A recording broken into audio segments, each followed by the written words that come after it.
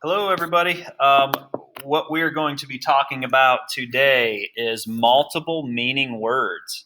And those are exactly what the heading says there. These are words that are spelled the same, but actually have different meanings. And they have different meanings based on the words that are surrounding them.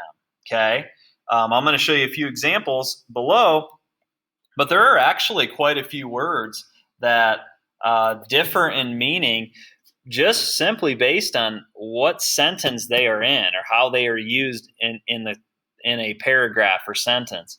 So we're going to talk about those a little bit, and today's just an introduction, just to kind of know where we're at. We did using context clues. We did those last week and a portion of this week, and um, we're kind of past that, and this is kind of our next little area we're going to focus on. We're going to hit multiple meaning words, and then we're going to move on to something else, and then after that something else I don't want to introduce right now, we're going to come back to context clues, and then we'll come back to this multiple meaning words. So this is a skill that I want to continue to plug away at all school year, but today I'm just going to give you the brief introduction. So multiple meaning words, words that are spelled the same but have different meanings. The way that you figure out what meaning that specific word is using context clues, or use context clues and think carefully about the sentence's message to figure out which meaning is being used. So there's going to be words that have multiple meanings, and you're going to need to use the words around it, context clues, to figure out what word meaning is actually meant for that sentence. So let's look. One example, or the first of three examples actually. Concrete. All right, concrete is a multiple meaning word.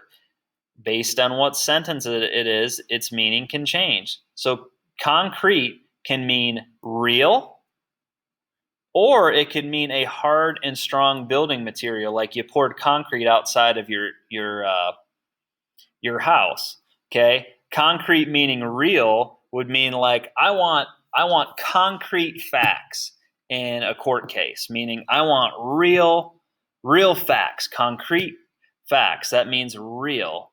Okay, but I also in another sentence could say I just put a down payment down of $5,000 because I'm having new concrete poured in my driveway. Okay, so based on the words surrounding the multiple meaning word in a sentence, that's what you're going to have to use to figure out which one, what meaning that particular word has. Okay, another one, staple. Staple can mean a metal loop to fasten together material. Like my stapler, I have 5 papers and I want to make sure that they stay together, so I'm going to stick a staple in there. Or maybe you're using a staple gun, working in construction or doing a project at home, whatever it may be. But a staple can mean a metal loop fastening together material, or it can mean a resource that is in high demand. So I might say, at the Heath House, bananas are a staple. Okay, they are in high demand. We don't, one little bundle of bananas is not enough for me and my wife and my kids. We actually have to get 2 different, bundles of bananas, because we eat bananas like they're going out of style. We eat a ton of bananas. So in that specific instant, a staple food at our house would be bananas. Okay, so staple can mean a metal loop to fasten together material, or a resource that is in high demand. It all depends on how it's used in that particular sentence. Finally, let's go with, let me just get rid of the shade. There we go. That's what I wanted to do. Okay, foil.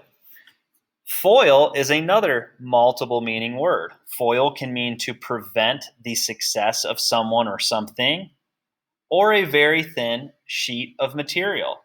So foil, my first thing that comes to mind is like you make dinner and you only eat half of it and you want to, keep it fresh in the refrigerator, you might wrap it up in foil. Or if you're going to put something in the oven, you may wrap it with foil. Okay, but there's another usage for foil that in a different sentence, it would maybe change the meaning, and it's to prevent the success of someone or something.